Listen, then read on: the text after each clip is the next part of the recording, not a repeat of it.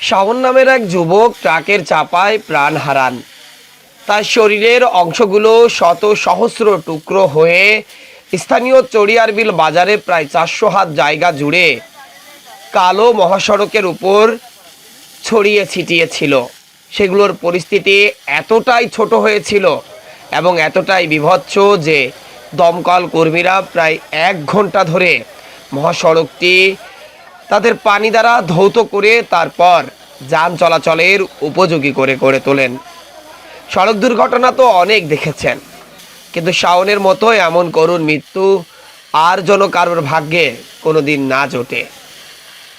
এই মানুষের এত অহংকার, এত গৌরব, এত বড়াই, এত ক্ষমতার পাল্লা।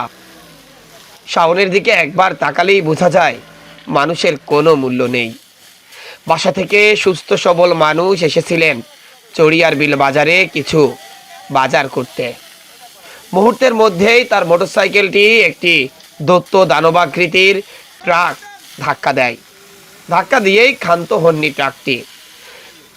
তাকে ট্রাকের চাকায় পিষতে পিষতে 400 হাত দূরে টেনে এনে এরপর ট্রাকটি ব্যাক দিয়ে তার উপর দিয়ে আবারও পিষে দিয়ে চলে যায় সেই ঘাতক ট্রাকটি। ইতিহাসে অনেক সড়ক দুর্ঘটনা ঘটেছে, বাংলাদেশেও প্রতিদিন ঘটে, বেশ কয়েকজন প্রাণও হারান। কিন্তু শাওনের মতো এমন দুর্ভাগা আর কজন আছে যে মৃত্যুর পর তার শরীরের অংশটুকু টুকরো টুকরো হয়ে পাকা সড়কের উপর ছড়িয়ে ছিটিয়ে পড়ে থাকবে। শেষ পর্যন্ত তার শরীরের অংশটুকু কবরেও যাবে না।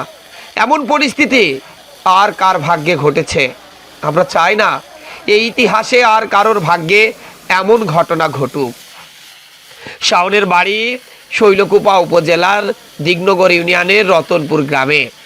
চড়িয়ারবিল বাজার এর দুপাশে সারা দিন রাত 3 হুইলার বা ইজি বাইক, ভ্যান দাঁড়িয়ে থাকে, যার কারণে রাস্তার দুপাশের গাড়ি খুব একটা দেখা যায় না। একই সাথে রাস্তার দুপাশের দোকানগুলোও যারা ফুটপাত দখল করে বসে আছেন তারাও সড়ক দুর্ঘটনার অন্যতম কারণ। গত কয়েকদিনে 4টিরও বেশি সড়ক দুর্ঘটনা ঘটেছে এই চড়িয়ারবিল বাজারে।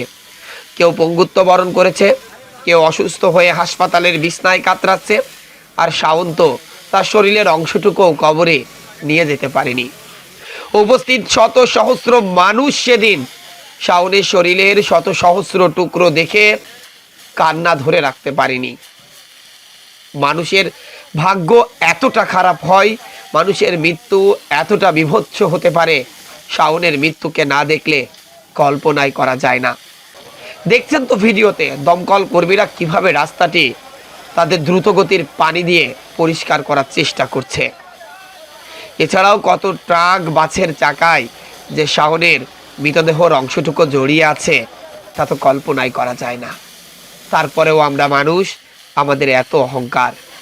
শাওনের এই মৃতদেহর দিকে তাকালে বা তার অংশটুকু তাকালে বা অংশগুলো যেগুলো টুকরো টুকরো হয়ে রাস্তার সাথে মিশে গিয়েছিল বা রাস্তার সাথে একেবারে পিষে দিয়েছিল সেই ঘাতক ট্রাকটি, সেটা দেখার পরেও যদি আপনি নিজেকে নিয়ে অহংকার করেন, নিজেকে ক্ষমতার বড়াই করেন, তাহলে আমার মনেই হয় আপনি মানুষ নয়, আপনি নিশ্চিত অমানুষ। Desk report, eagle TV news.